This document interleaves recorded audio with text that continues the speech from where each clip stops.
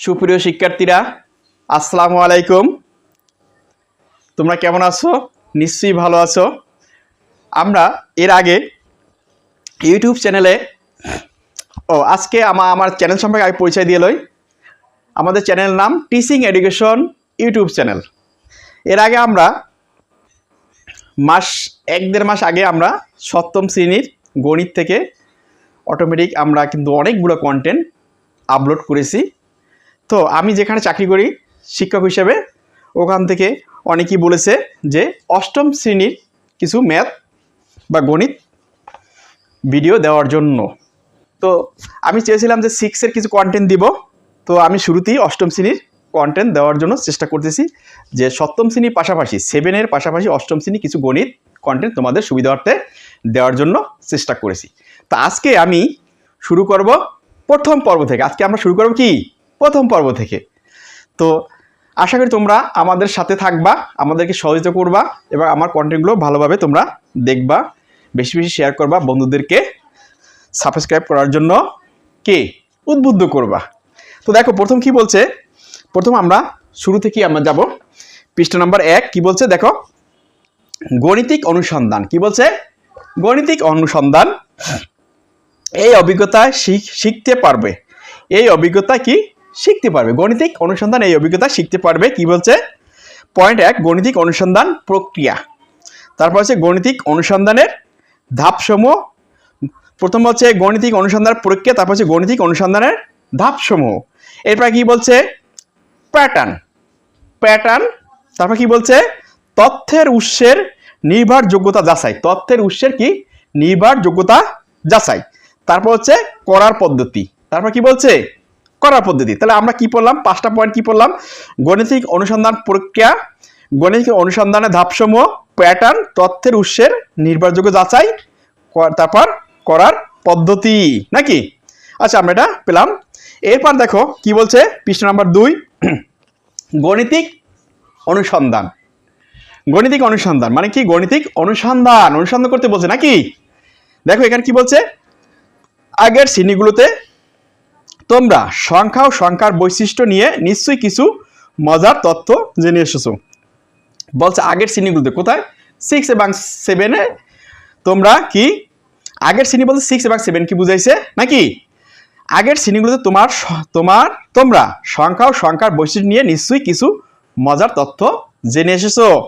কিন্তু আজ আমরা সংখ্যা নিয়ে নতুন কিছু শিখবো না। আজ আমরা সংখ্যা নিয়ে কি নতুন কিছু শিখবো না। বেশ ভালো কথা, সুন্দর কথা। এরপর কি বলছে? আজ শিখবো সংখ্যা নিয়ে কিভাবে অনুসন্ধান করতে হয়। বলছে আজ শিখবো সংখ্যা নিয়ে কিভাবে অনুসন্ধান করতে হয়। অনুসন্ধান বলতে নতুন কিছু জানার জন্য কি কাজ করা, সেটা হচ্ছে অনুসন্ধান, নাকি? আগের শ্রেণীর তথ্য উপাত্তের অভিজ্ঞতাটি বিভিন্ন বিষয়ের উপর সংখ্যাবাচক তথ্য সংগ্রহ বিশ্লেষণ করে কিছু সিদ্ধান্ত নিয়েছিলে, মনে আছে? আমি কিন্তু একটু বলেছিলাম।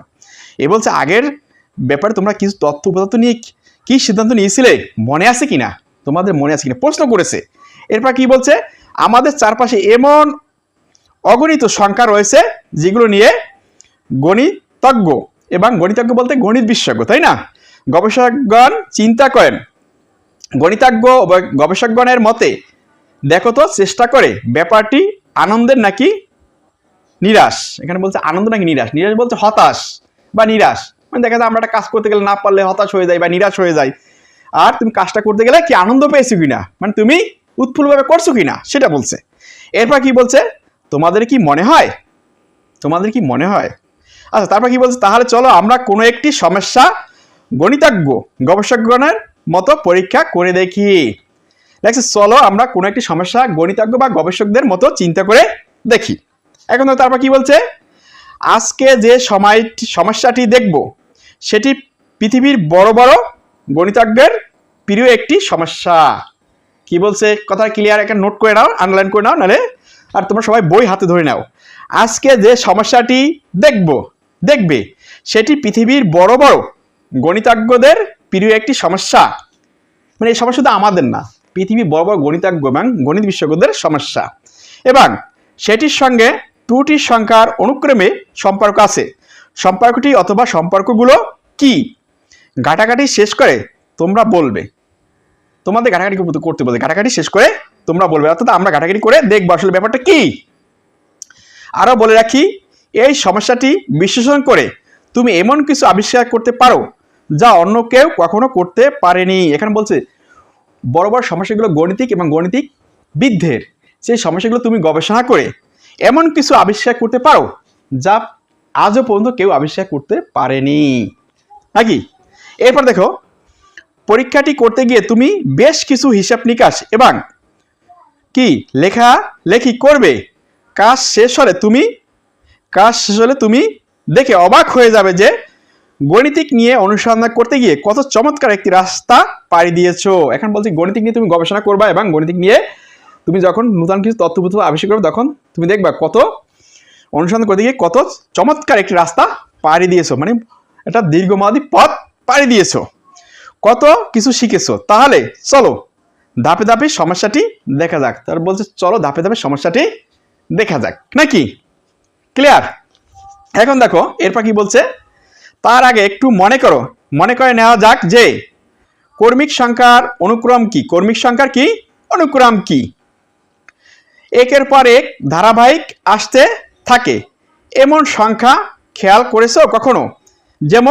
যেমন কি 1 2 3 4 পর দেখে আসে না, 1 2 1 2 3 1 2 3, তারপর কি হতে হবে 4 5 6 এরকম আসতে থাকবে কর্মিক সংখ্যা নাকি ইত্যাদি।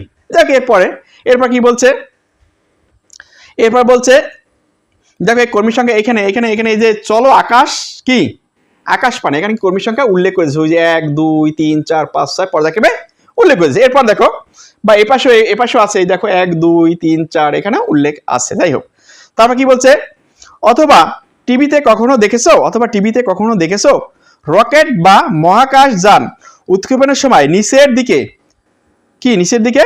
গুনতে থাকে। এখন রকেট বা মহাকাশ যান তোমরা দেখছো? রকেট বা মহাকাশ যান মহাকাশে পাঠায় না নক্ষত্র, যেরকম আমাদের বাংলাদেশে পাঠাইছে। তোমাদের খেয়াল আছে কিনা বলো তো, আমাদের বাংলাদেশ কোনটা পাঠাইছে? বঙ্গবন্ধু স্যাটেলাইট। কি স্যাটেলাইট? বঙ্গবন্ধু স্যাটেলাইট, তোমাদের নিশ্চয়ই মনে আছে। যাই হোক, এরপর কি বলছে, যেমন 10 9 8 7, এরপর প্রশ্নবোধক চিহ্ন, এরপরে কি হবে 6 5 এরকম হতে থাকবে। ইংরেজিতে একে বলা হয় কি কাউন্টডাউন। দেখছো কত সুন্দর কথা। ইংরেজিতে এখানে কিন্তু ছবি দিয়েছে, এই যে চলো মহাকাশ যান, এই যে ছবি দিয়ে দিয়েছে। এবার কাউন্টডাউন কথাটা বলছে। এখন দেখো, যদি কোনো মহাকাশ যান আমরা পৃথিবী থেকে উপরে পাঠাই, কত আকাশে পাঠাই, তখন কাউন্টডাউন গুনতে থাকে কিরকম দেখো, 10 পিছন থেকে 10 9 10 9 8 7 6 5 4 এরকম করে কাউন্টডাউন কাউন্ট করে তারপর কাউন্টডাউন কথাটা উল্লেখ করছে। আচ্ছা, এরপর দেখো, আবার ছোট থেকে বড় হয় এমন সংখ্যা ক্রম আমাদের সামনে আছে। চিন্তা করে দেখো, বইয়ের পৃষ্ঠা একের পর এক উল্টাতে থাকলে পৃষ্ঠা নাম্বার বাড়তে থাকে। বইয়ের পৃষ্ঠা একের পর এক উল্টাতে থাকলে পৃষ্ঠা নাম্বার কি কমে না বাড়তে থাকে। ব্যাস, তাই না? প্রশ্ন করে তাই না? হ্যাঁ, অবশ্যই পৃষ্ঠা নাম্বার বাড়ে।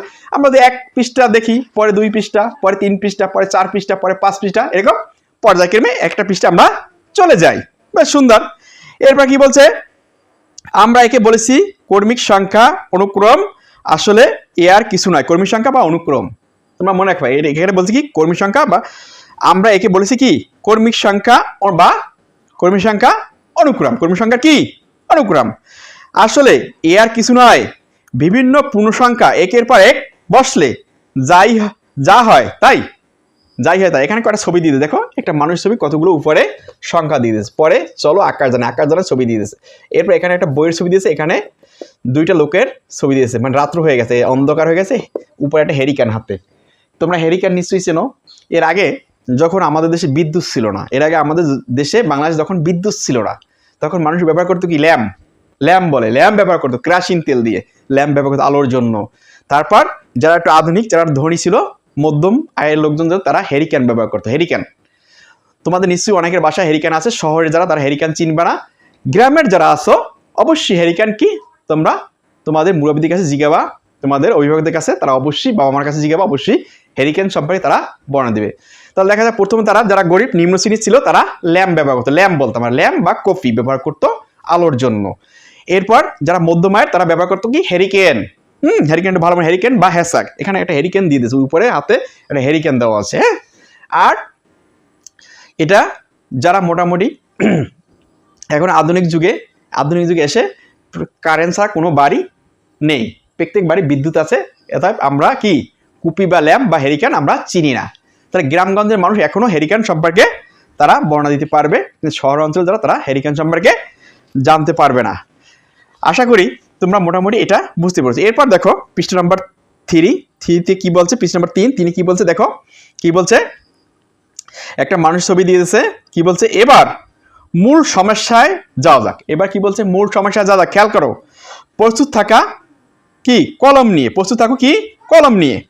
এখন কি বলছে খেয়াল করো, এখানে বলছে সমস্যাটির শুরুর সংখ্যা দিয়ে, সমস্যাটির শুরু সংখ্যা দিয়ে, সমস্যাটির শুরু কি সংখ্যা দিয়ে যে কোনো 4টি কর্মিক পূর্ণ সংখ্যা নাও, যে কোনো 4টি কর্মিক কি পূর্ণ সংখ্যা নাও এবং সংখ্যাগুলোকে ক্রম অনুসারে সাজিয়ে পাশাপাশি বসাও।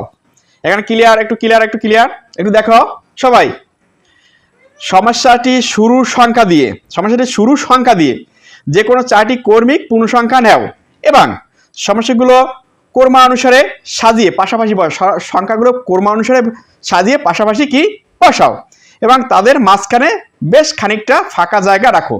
তাদের মাঝখানে কি বেশ খানিকটা মানে বেশ কিছু ফাঁকা জায়গা রাখো। তুমি যে কোনো 4টি সংখ্যা নিতে পারো, তুমি যে কোনো কয়টি সংখ্যা, 4টি সংখ্যা নিতে পারো। বোঝার সুবিধার জন্য আমরা নিচে 4টি সংখ্যা নিলাম। বোঝার সুবিধার জন্য আমরা কি নিচে কয়টা সংখ্যা, 4টি সংখ্যা নিলাম। এখন দেখো এখানে 4টি সংখ্যা কি কি, 4, 5, 6, 7। প্রথম কি বলছে 4, 5, 6, 7 দিয়ে দিয়েছে 4টি সংখ্যা 4, 5, 6, 7। এখানে একটা জিনিস খেয়াল আছে কিন্তু তোমাদের, একটু দেখো বইতে এখানে একটা ছবি আছে, দেখো কয়টা ছবি আছে, 1, 2, 3, 4, 5, 6, কয়জন লোক আছে, 6 জনের ছবি দিয়ে দিয়েছে। দেখো কয়জন লোক আছে, মোট আছে কয়জন, কয়জন লোক আছে দেখো, একটু দেখো এখানে ছবি, এই ছবি দেওয়া আছে, ছবি খেয়াল রাখো, এই বইতে তোমাদের দেওয়া আছে, বই পৃষ্ঠা নাম্বার 3 দেওয়া আছে কি 1-এর কাজে দেওয়া আছে, ছবি আছে কয়টা, 6টা আছে কি শিক্ষার্থীর ছবি, আর শিক্ষক আমরা তো ধরে নেব। এখন দেখো কয়জন, 1, 2, 3, 4, 5, 6। এখন তোমরা একটু গণো কয়জন সংখ্যা, এখানে আছে কয়জন, 6 জন, এখানে আছে কয়জন, 6 জন, 6 দেখা যাচ্ছে কিনা দেখো, কয়জন আছে, 6 জন, আমি পড়ে দিয়ে দিলাম, কয়জন আছে, মোট আছে কয়জন, 6 জন পেলাম। এরপর দেখো এর ভিতরে দেখো মেয়ে আছে কয়জন, দেখো মেয়ে আছে কয়জন, গণো 1, 2, 3, মেয়ে আছে কয়জন, 3 জন। এই মেয়ে আছে কয়জন, দেখো তোমরা বোর্ডে, মেয়ে আছে কয়জন, 3 জন। আচ্ছা এরপর দেখো, এরপর ছেলে আছে কয়জন, তোমরা একটু গুনো, ছেলে কয়জন আছে দেখো, ছেলে আছে 1, 2, 3, ছেলে আছে কয়জন, 3 জন। আমরা কাগজে অটোমেটিক লিখে নিয়েছি, ছেলে আছে কয়জন দেখো, 3 জন। তোমরা দেখে না একটু, ছেলে কয়জন, 3 জন, দেখা যাচ্ছে কিনা, ছেলে 3 জন। তাহলে আছে 3 আর 3 কত হবে, 3 আর 3 6, 3 আর 3 কত, 3 আর 3 6।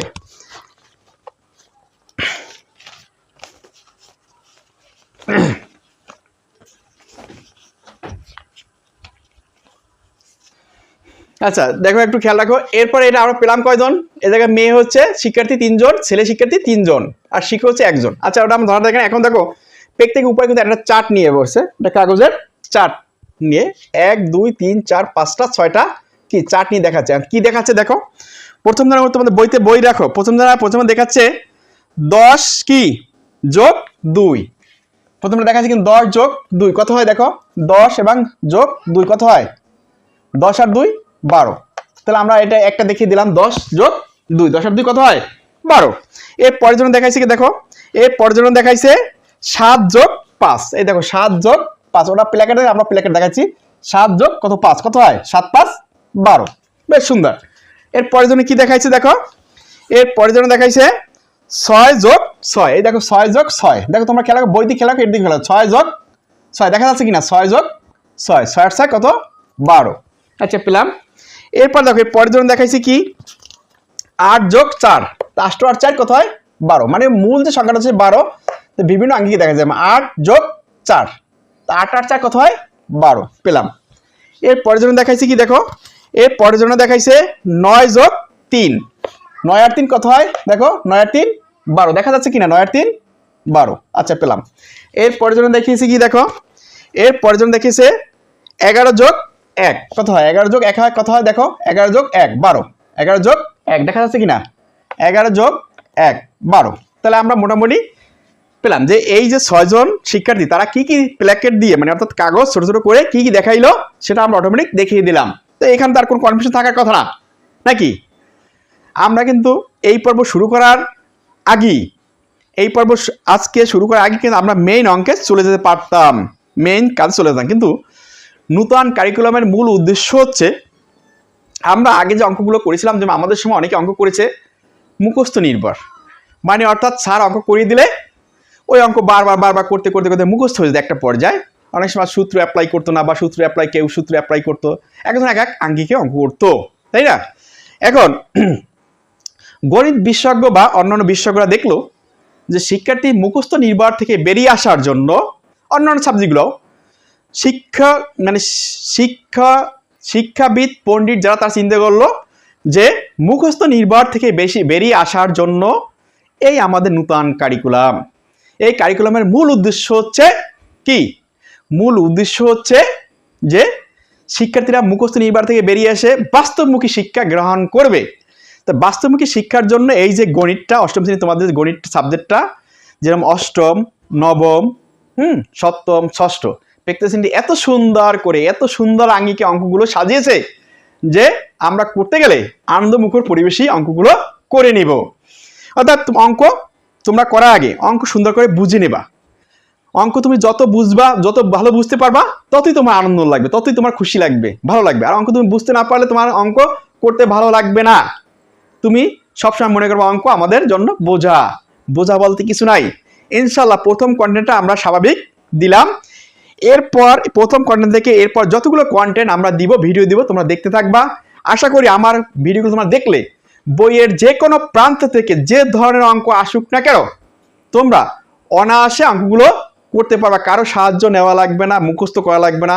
ইনশাল্লাহ ভিডিওগুলো দেখবা, তোমরা অনায়াসে অঙ্কগুলো করতে পারবা, কারো সাহায্য নেওয়ার প্রয়োজন নাই নাকি।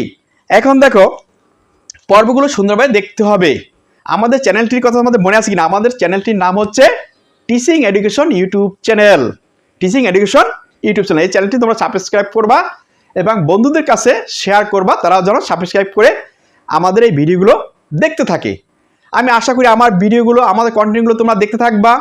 বইয়ের যে কোনো প্রান্তের অঙ্ক আসুক না কেন ইনশাল্লাহ অনায়াসে তোমরা পারবা, কারো সহযোগিতা নেওয়া লাগবে না। মুখস্থ নির্ভর থেকে আমরা বেরিয়ে আসবো, আমরা আনন্দমুখ পরিবেশ অঙ্ক করব এবং সুন্দর করে আমরা বুঝবো। এই আশা ব্যক্ত রেখে এখানেই শেষ করছি। আল্লাহ হাফেজ, ভালো থাকো, সুন্দর থাকো।